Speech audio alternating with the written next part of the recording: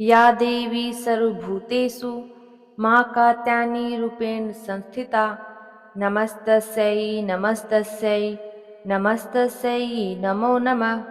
जय माता दी। आज नवरात्रि के छठे दिन माँ कात्यायनी की पूजा होती है। शास्त्रों के अनुसार नवरात्रि का छठा दिन माँ कात्यायनी की पूजा अर्चना करने का विधान है। वहीं आपको बता दें कि देवी कात्यायनी को महिषासुर मर्दनी के नाम से भी जानते हैं। अगर माँ के स्वरूप की बात करी जाए तो माँ चार भुजाधारी और सिंह पर सवार है। उन्होंने एक हाथ में तलवार और दूसरे हाथ में कमल का पुष्प धारण किया हुआ है। अन्य दो हाथ वर मुद्रा और अभय मुद्रा में है। मान्यता है कि कात्यायनी की पूजा करने से भक्त को अर्थ, काम और मोक्ष की प्राप्ति होती है। तो आइए जानते हैं माँ कात्यायनी का भोग क्या है, इनकी पूजा विधि क्या है और कथा क्या है। इस दिन सुबह जल्दी उठ जाए, साथ ही स्नान करने के बाद साफ सुथरे वस्त्र धारण कर ले। वहीं सबसे पहले धूप अगरबत्ती जलाए, साथ ही पूजा आरंभ करें। सबसे पहले कलश की विधिवत पूजा करें और इसके बाद माँ दुर्गा के साथ माँ कात्यायनी की पूजा करें। वहीं माता को फूल चढ़ाए, साथ ही माला, सिंदूर, कुमकुम, रोली, अक्षत लगाने के साथ माँ का श्रृंगार करें। वहीं इसके बाद माँ को भोग में शहद, मिठाई, फल का भोग लगाएं। इसके साथ ही एक पान में 2 लौंग, 1 इलायची, पतासा, 1 सिक्का रखकर चढ़ा दे।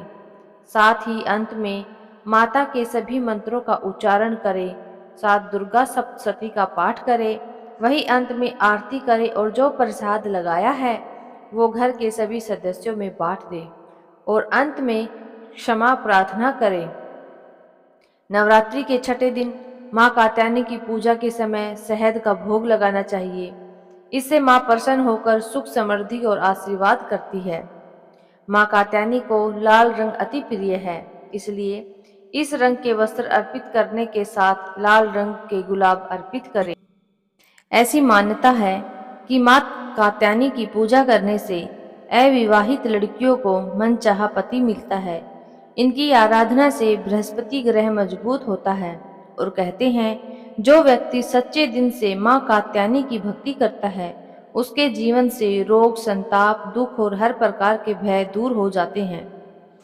तो आइए माँ कात्यायनी की व्रत कथा आरंभ करते हैं।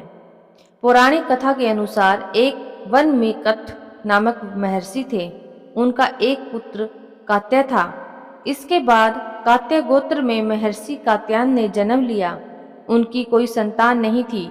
उन्होंने माँ भगवती को अपनी पुत्री के रूप में पाने के लिए कठोर तप किया था। माँ भगवती ने महर्षि कात्यायन की तपस्या से प्रसन्न होकर उन्हें साक्षात दर्शन दिए। तब कात्यायन ऋषि ने माता को अपनी मनसा बताई। इस पर देवी भगवती ने वचन दिया कि वह उनके घर में पुत्री के रूप में अवश्य जन्म लेगी।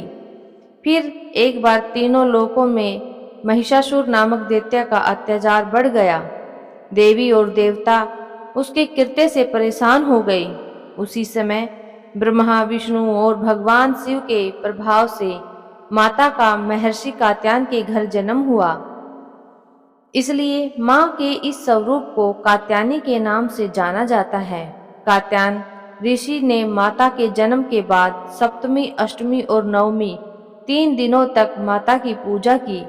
तत्पश्चात दसवीं के दिन माँ कात्यायनी ने महिषासुर नामक दैत्य का वध कर तीनों लोकों को उसके अत्याचार से बचा लिया। जय माँ कात्यायनी।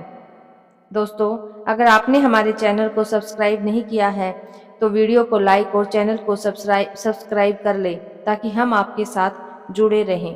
धन्यवाद।